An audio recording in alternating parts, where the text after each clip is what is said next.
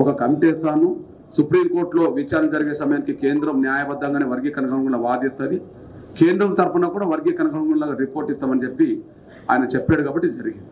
అంటే ప్రధానమంత్రులు మనకు అనుకూలంగా మాట్లాడిన సందర్భాలు ఉన్నాయి.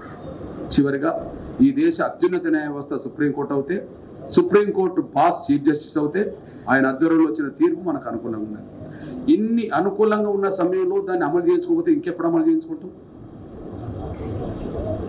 దళితుల్లో 58 కులాలు అనుకూలం, సమస్త కులాలన్నీ అనుకూలం, కమిషన్ రిపోర్ట్లు అనుకూలం, అన్ని పార్టీలు అనుకూలం, అసెంబ్లీ తీర్మానాలు అనుకూలం, రాష్ట్రపతుల నిర్ణయాలు అనుకూలం, ప్రధానమంత్రుల నిర్ణయాలు అనుకూలం, సుప్రీంకోర్టు తీర్పులు అనుకూలం.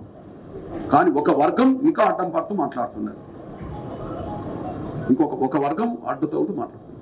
అడ్డు తగిలే వాళ్లకు కాంగ్రెస్లోనే పలుకుబడి ఎక్కువ ఉన్నాయి, అడ్డు తగిలే వాళ్లకు కాంగ్రెస్లోనే పలుకుబడి ఉన్నాయి. ఇప్పుడు 2004లో